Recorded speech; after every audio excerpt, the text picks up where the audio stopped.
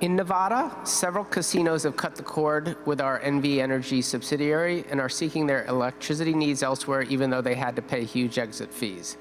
I have 3 questions about this phenomenon. 1, do you believe that these are rational choices, or were they made for non-economic reasons? 2, what can NVD do, if anything, to stem the tide of defections?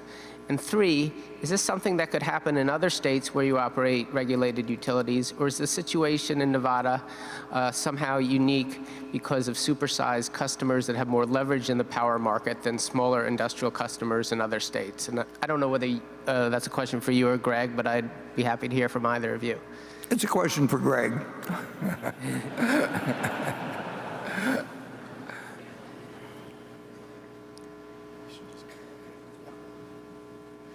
Thanks, Jonathan. So just for everybody, I think they heard the question from Jonathan, but we've owned the utility there for approximately 5 years.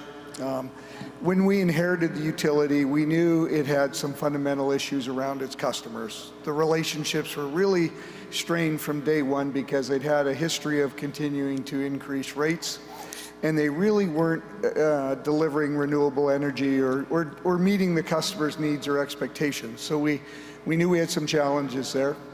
As we sit here today, we've had 5 customers leave our system. Those customers still use our distribution services. So the only thing we do not provide them is the power. So we have lost an opportunity to sell them power, and we've lost the associated margin on that. And we were disappointed with that. We do recover, substantial fees, as you noted. How the commission looked at it was, well, you'll lose this customer.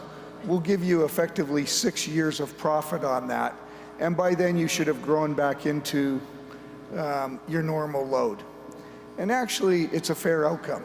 Our load is higher than it was relative to when those customers have left. So we've grown through that, and it's consistent with their belief. The fundamental issue, and you've touched on it, why are they leaving? There are economic reasons for them leaving. And the fundamental reason is in year 7, they no longer bear sort of the societal costs that are being imposed by the state. They don't have to bear the costs of renewable energy. They don't bear the costs of energy efficiency. And they viewed it as sort of the time to exit out of that model. We do have a variety of legislation that's going to levelize the playing field. We've had a number of customers that announced they were leaving now have entered into long-term agreements with NV Energy. And I really do believe our team has the right model, which we're much more focused on delivering a great value proposition to our customers. So it has to include price, but equally we're building substantial renewable energy there now.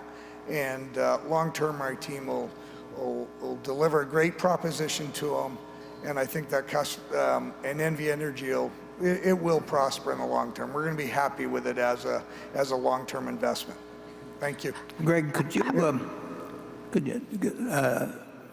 give the audience a rough approximation of what, say, in the 10 years or whatever it may be before we bought Nevada Power, what had happened with rates, what has happened with rates under us, and what has happened with coal generation under us? Right. Yeah, that's great. So it's Warren's really expanding on the focus we've brought to delivering something to the customer.